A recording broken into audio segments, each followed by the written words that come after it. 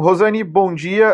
Obrigado por ter topado estar participando com nós aí de mais um episódio da websérie Paz em Casa, onde a gente busca conversar e trocar ideias sobre o mercado e os impactos que a crise e o cenário todo em decorrência do Covid, essa crise de saúde que impactou em crise econômica e crise de vários tipos e vários formatos, para entender como é que foi o impacto dela no mercado regional, conversando então com diversos profissionais de várias áreas, vários segmentos, vários nichos, vários tipos de atuação, para entender como é que está sendo, digamos, a abordagem, como é que está sendo o impacto, como é que está sendo as atitudes perante isso. Né? Então, a Rosane, ela é psicóloga, ela é teóloga, ela tem mais de 30 anos de experiência no mercado, atendendo profissionais e lideranças do mercado brasileiro e gaúcho, né, de diversos níveis, diversos tipos de atuação, vários tipos de empresa. Com a experiência, então, de muito tempo trabalhando com profissionais que lideram equipes, lideram squads e trabalham com a pressão do dia a dia do trabalho, a gente resolveu então trocar uma ideia e conversar com ela sobre como lidar, digamos, ou como está sendo, o que na visão dela de profissional, ela está visualizando no mercado atual nessa questão de migração para um home office em loco. Não existia um planejamento, não existia um processo de mudança, de transição das empresas tradicionais, digamos, para um ambiente de home office, de trabalho à distância. Isso teve que acontecer em virtude do Covid, em virtude do lockdown orientado, né? Não foi decretado, mas orientada, a quarentena orientada por lei, por decreto, etc. e tal. Né? E como é que isso pode ter impactado a produtividade, como é que isso pode ter impactado os relacionamentos profissionais, a saúde mental do trabalhador, né, que viveu durante um período ali entre março e abril muito de incerteza, muito de pontos de interrogação, como é que vai ser o futuro, como é que vai ser o dia de amanhã, né, quando é que isso termina, né? Eu li um texto hoje muito bom de manhã, que era uma profissional de saúde falando assim, terminou mais um turno de plantão, são menos 12 horas de uma data final que a gente não sabe quando ainda vai ser, sabe? Então, eles vão riscando de plantão em plantão sem saber quando vai ser o último, não tem uma previsão de término. Né? Então, eu vou deixar mais em aberto assim, a pergunta, não direcionada, mas eu queria entender, queria que tu compartilhasse com nós a tua visão profissional, Rosane, como é que tu tem visto, o que tu vê pela tua experiência, pelo teu conhecimento, quais tipos de impacto a gente vai vivenciar como profissionais perante a tudo isso que aconteceu, essa migração, essa transição para o home office em tempo recorde, a crise econômica que está assolando em decorrência de uma crise de saúde pior ainda, né, sem a gente ter certeza de quando termina, quando vai mudar, até quando isso vai. Né, a gente tem muito mais perguntas do que respostas hoje. Como isso impacta, né, na nossa relação com o trabalho em diversos aspectos. E obrigado por ter topado com nós, né? Primeiramente, muito obrigado por estar com nós aí hoje. Bom dia, é um grande prazer estar aqui. E é assim, foi feita uma pesquisa que se observou que na nossa geração, na minha geração de pessoas de mais de 50 anos, nós já vivenciamos mais de 40 crises mundiais, ou crises maiores ou menores que impactaram a nível mundial ou a nível local. Mas foi catalogado em torno de 40 grandes crises, tá? E uma crise, ela é um solavanco, ela é uma desestruturação da rotina. E ela traz, ao mesmo tempo, um grande perigo para pessoas que não conseguem flexibilizar e se abrir àquilo que a crise chama a gente a evoluir, ou ela é uma grande oportunidade. Então, toda crise é um grande perigo ou uma grande oportunidade. E a crise também vai ser aquilo que cada pessoa, de uma forma ou outra, se permite fazer com ela, tá? Então, assim, no Brasil, por exemplo, a crise econômica do governo Collor fez com que algumas pessoas perdessem literalmente tudo, né? Por quê? Porque eram pessoas que, por exemplo, tinham uma propriedade, venderam essa propriedade e iam comprar alguma coisa com esse dinheiro, né? Trabalharam a vida toda e tinham colocado dinheiro no banco para fazer um novo negócio e esse dinheiro todo foi sacado e essas pessoas ficaram de uma hora para outra sem nada, né? Isso foi uma grande crise que se instalou no país. E as pessoas ali também enfrentaram de uma ou de outra forma a partir dos recursos internos que elas dispunham para o enfrentamento. Não apenas recursos internos emocionais, de inteligência emocional, mas inclusive de recursos que elas criaram como relacionamentos, né, durante esse tempo de vida. Então, a nossa crise atual é uma crise mundial, né? Sim, é a maior crise das últimas 40, porque pegou o mundo todo, pegou rico, pegou pobre, pegou patrão, pegou empregado, pegou a criança, pegou o pai, pegou a mãe, pegou todo mundo. E, como eu te disse, algumas pessoas têm enfrentado melhor essa crise do que outras, em primeiro lugar, pela capacidade que essa pessoa tem, que a gente chama isso de inteligência emocional, de refletir e de se colocar diante das coisas que acontecem. Não é que a crise impactou menos um de início do que outros, não. Ela veio e, pum, jogou uma bomba sobre todo mundo.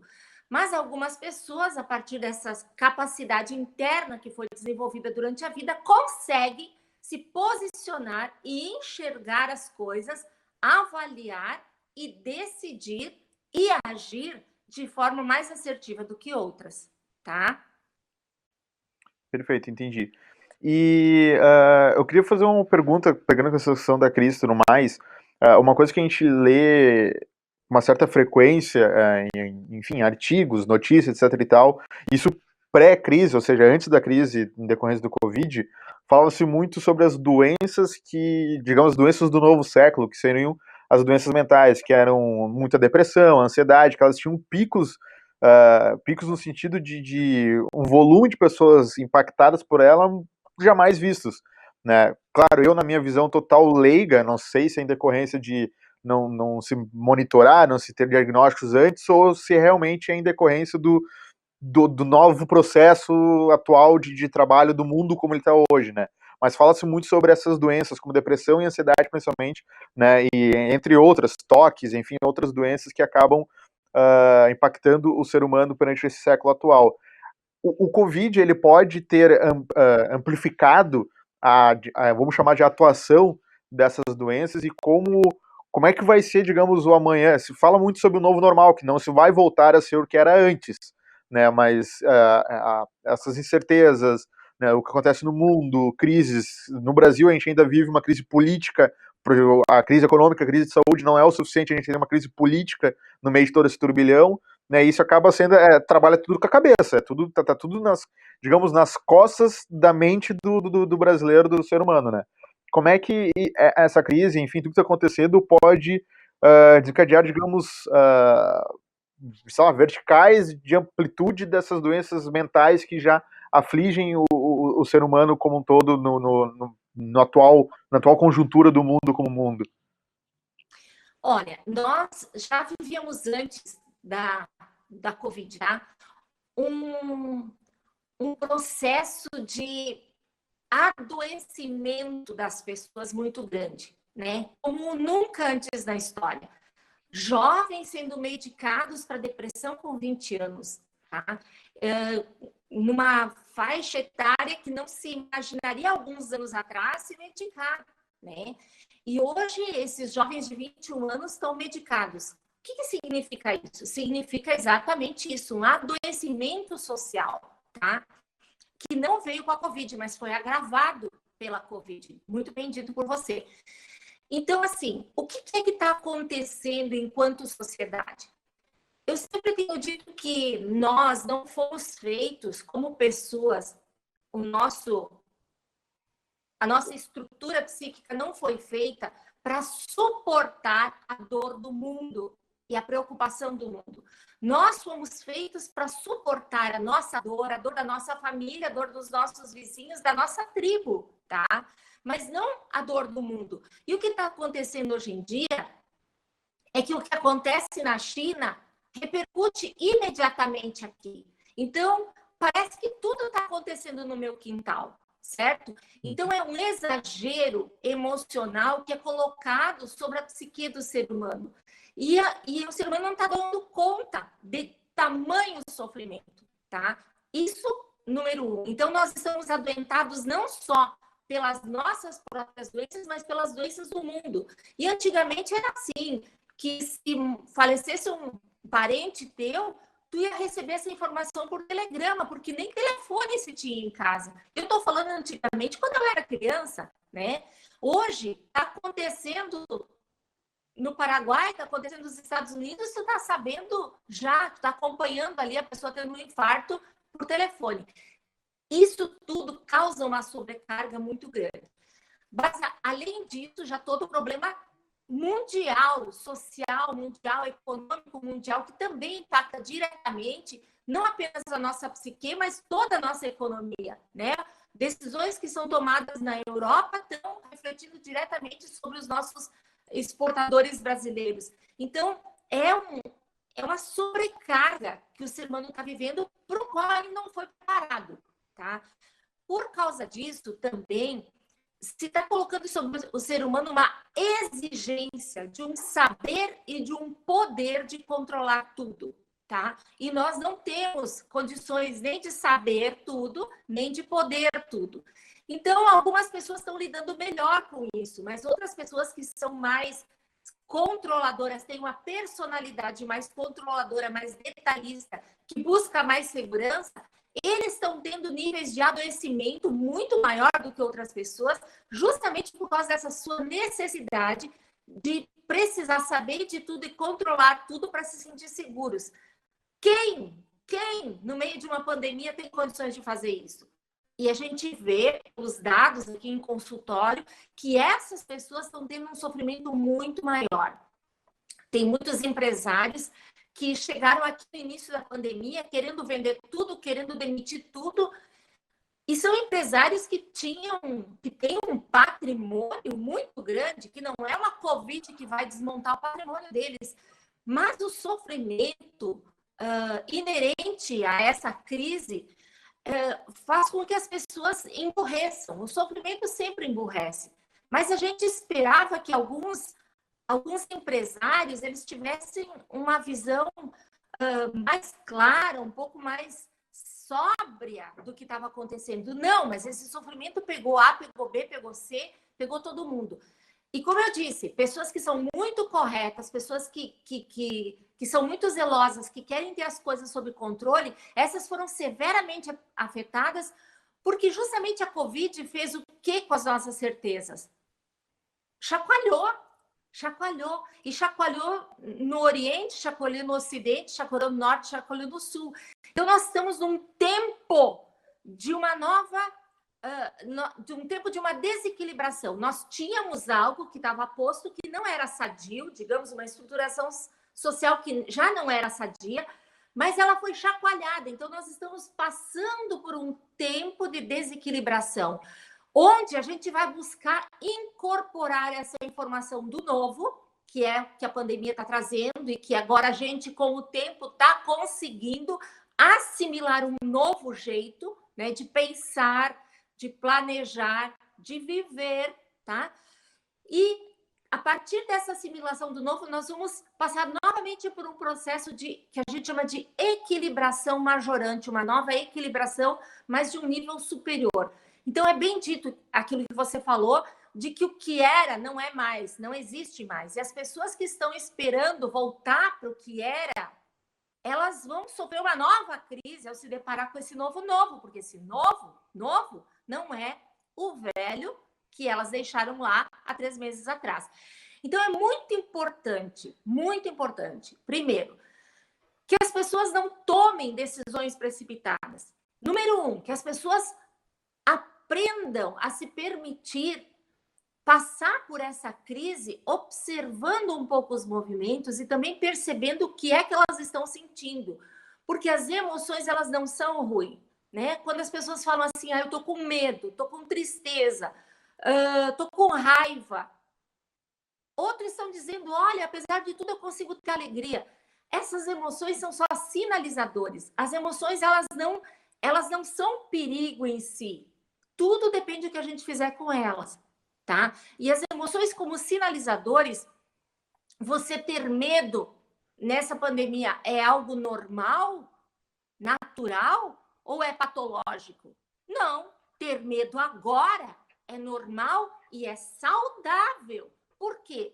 Porque o medo diz, epa, algo novo está acontecendo, né? Então, nós precisamos ler a nossa emoção de que nós estamos com medo, e quando a gente lê que a gente está com medo, a gente vai se posicionar diante da vida de um jeito diferente. Nós vamos prestar atenção se algo novo está acontecendo, se é uma estrada nova que eu estou andando, eu vou com mais cautela. Então, o medo refletido, pensado, oportuniza que eu tenha uma atitude mais sadia, que é a cautela. Então, é óbvio que ter cautela agora é muito saudável no enfrentamento da pandemia. Outras pessoas dizem, eu estou muito triste. O que a tristeza significa? O que é que ela sinaliza? Ela sinaliza que algo que era precioso para a gente, que a gente estava confortável sobre aquilo, se foi, tá? Eu, como profissional, mais da metade do orçamento da minha empresa vem de cursos e palestras que eu ministro. Mais da metade do orçamento. Eu tinha 21 cursos agendados até o final do ano. Tudo organizado, tudo certinho até o final do ano. Eu realizei um curso durante o ano. 20 cursos se foram. Claro que eu fiquei triste. Estava tudo planejado. O ano de 2020 estava tudo organizado, tá? Claro que eu fiquei triste, porque algo que era meu, que estava bem feito, estava colocado, né? Planejado, bem planejado para o ano todo, que me traz muita alegria, simplesmente foi retirado de mim. Então, a tristeza, ela sinaliza isso. Ok, mas o que é que você vai fazer a partir disso? Tá? Vai ficar chorando porque não deu certo o teu planejamento? A tristeza mostra que o novo se foi, o antigo se foi. Então, que tem que ter a abertura mental para permitir algo novo, criar algo novo. O que a raiva produz? O que ela sinaliza? A raiva mostra que algo que era muito precioso para você foi prostituído, foi rompido, foi maculado, tá? Então, digamos assim, que a tua segurança era algo muito precioso para ti. A segurança da tua empresa, a segurança da tua família, a segurança da tua rotina era algo muito importante para ti.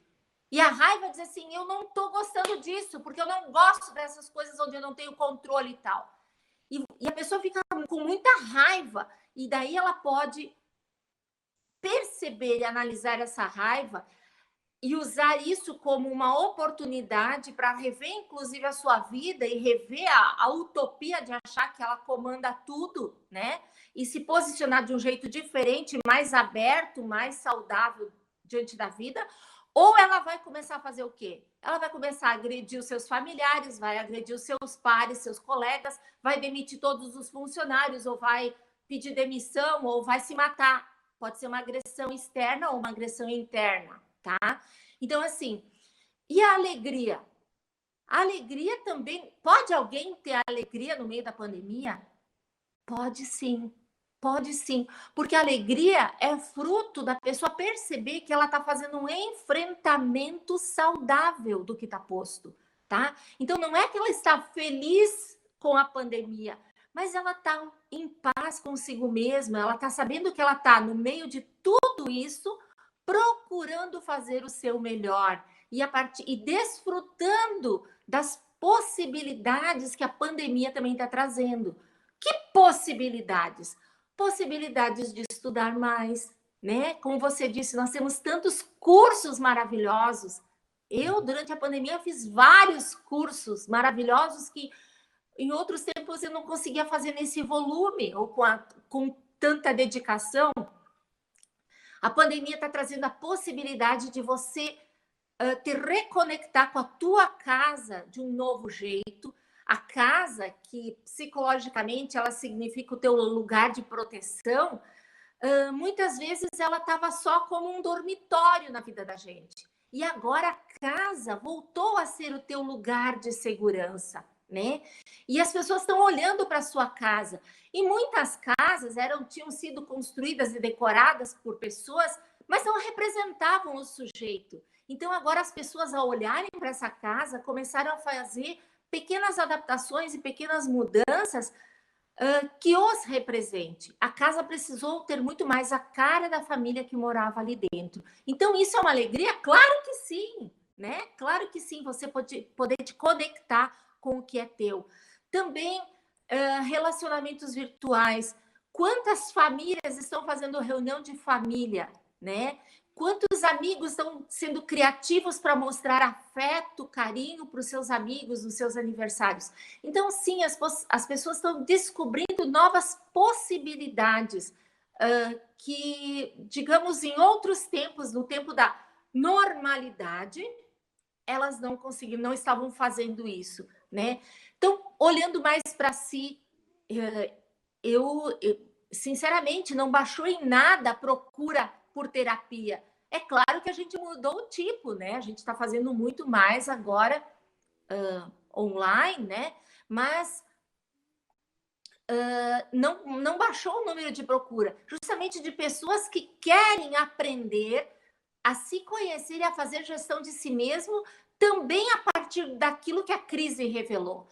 Agora, é muito importante que as pessoas percebam que estar ansioso, tá? Não é ruim. A ansiedade, ela é um combustível que faz com que a gente se coloque na vida. Então, a ansiedade, ela nunca é ruim se ela estiver num bom patamar, tá? Se eu não tiver ansiedade, eu não chego no horário do meu trabalho, eu não entrego as questões que me foram pedidas, porque daí eu deixo a vida me levar de qualquer jeito, né? Uhum. Eu não coloco o despertador, eu tenho uma reunião às 8, mas eu não coloco. Se eu acordar às 9, tudo bem também, né? Quer dizer, a pessoa que não tem ansiedade, ela é um perigo para si e para os outros. Agora, o outro extremo é quando essa ansiedade ultrapassa os limites saudáveis. E daí ela muda de nome, ela se transforma em angústia. E a angústia nunca é saudável. A angústia, ela, como eu disse, né, ela produz um sofrimento psíquico que a pessoa emburrece, vai travando sistemas de compreensão, de análise das coisas, e a pessoa ela entra em pânico e todo o corpo dela sofre, né? O corpo começa a somatizar com dores, dor de cabeça, com palpitação, com sudorese, né? Quer dizer, é muito ruim. E o pânico é só um passo dessa angústia excessiva, tá? É um descontrole. A angústia produz justamente esse descontrole da pessoa que leva daí a depressão, a síndrome de pânico e a outras síndromes, né, de ansiedade generalizada. E então, assim, as pessoas agora precisam cuidar muito para saber o que é uma ansiedade boa, que faz você se colocar, um medo bom, que faz você se colocar assertivamente diante dessa pandemia, dessa crise, né? Tomando cuidado, a cautela para observar os tempos e movimentos das coisas e diferenciar isso daquilo que é a angústia excessiva, o medo excessivo, que vira fobia, né? Para ter esse controle, para ter o controle de saber quando é que eu estou saindo do ponto de equilíbrio e indo para um local que eu preciso de ajuda. Entendi, perfeitamente. Nossa, não tem nem mais o que falar de tamanha contribuição da tua fala agora, como foi enriquecedor ouvir isso, e acredito que para todo mundo que olhar o vídeo vai ser igualmente o mesmo sentimento. Rosane, eu agradeço bastante pela tua participação, por ter tirado um tempinho na tua agenda para conversar com nós aí esses 15, 20 minutos, não sei quanto tempo rolou aqui, mas foi enriquecedor, foi muito bacana ouvir são palavras muito boas para se ter contato em um período como uma pandemia, que a gente vem vivendo uma crise brasileira ainda, né, como comentei, a gente ainda tem a crise política, já que a crise social, a crise econômica, a crise de saúde, desculpa, a crise econômica não eram suficientes, vamos botar uma crise política ali no meio para fazer uma tríade de crises no Brasil, né? Mas obrigado pela participação, foi enriquecedor, foi muito boas as palavras, e vai ser um prazer poder compartilhar ela através dos canais da Paz com quem precisa ouvir isso ou precisa ter contato com isso agora.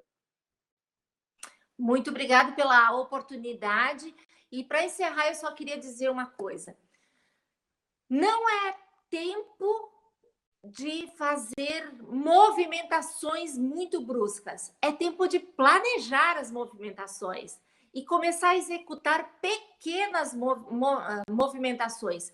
Nós somos como um grande navio, né? Nós estamos, a nossa sociedade brasileira, como você muito bem disse, não bastasse uma pandemia de coronavírus, ainda está enfrentando uma crise moral, uma crise econômica, uma crise social, política sem precedentes, né? Então nós precisamos ter muita cautela enquanto brasileiros para onde a gente vai conduzir o nosso navio, né? Nós somos um navio muito grande, o Brasil é um navio muito grande. Nós não podemos fazer movimentos muito bruscos agora, porque senão a gente pode rachar o nosso navio. Então, na vida da gente também é assim, nada de movimentos muito bruscos, tá? Cautela, atenção, boa avaliação, bom planejamento para então tomada de decisões assertivas.